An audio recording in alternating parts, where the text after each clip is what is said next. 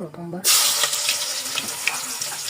অবশ্য এটা হচ্ছে সিদ্ধ দিয়ে করতেছি, আরও অনেক সিদ্ধ দেওয়া দরকার ছিল, নইলে আমার হাতের অবস্থা হইত না। প্রচুর হাত ব্যথা করতেছে।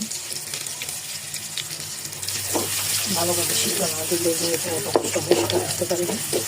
প্রেশার কুকারে দিয়েছি 3-4 শীষ দিয়েছি, তারপরেও হয়তো 6 বা 7 শীষ দেওয়া লাগতো। প্রথমবারের মতো করতেছি, কোনো অভিজ্ঞতা নাই, আর এগুলো করছে কিনা সেটাও জানি না।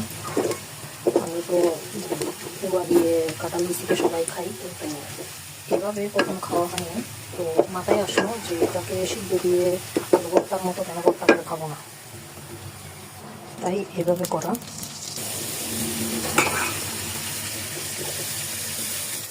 আমি কিন্তু কোনো স্কিপ করতেছি না, সরাসরি যেরকম আছে এরকম ভিডিওটা রেডি করতেছি। এখানে কিন্তু আমি সরিষার তেল এবং সয়াবিন তেল দুটাই দিয়েছি, জানি না কেমন হবে, সব রেডিও করতেছি। হাত দিয়ে মাখাইছি, তাই হাতে ব্যথা পাইছি। এটা ছিল কিন্তু এটা দিয়ে মাখাই নাই আর কি, হাতে মাখানোর পর একটু ভালো মনে হয়েছিল, কিন্তু কয়েকটা কাটা বেশি খুবই শক্ত শক্ত ছিল, এটার কারণে একটু কষ্ট হয়েছে। আপনারা কেউ যদি ট্রাই করতে চান তাহলে কাঁঠাল বিচি ভালোভাবে সিদ্ধ করে নেবেন প্রেশার কুকারে দিয়ে। আমি অবশ্য এটা যদি টেস্ট হয় তাহলে নেক্সট টাইমে করার সময় কাঁঠাল বিচি অনেক সিদ্ধ করবো, যাতে এই প্যারাটা পাইতে না হয়।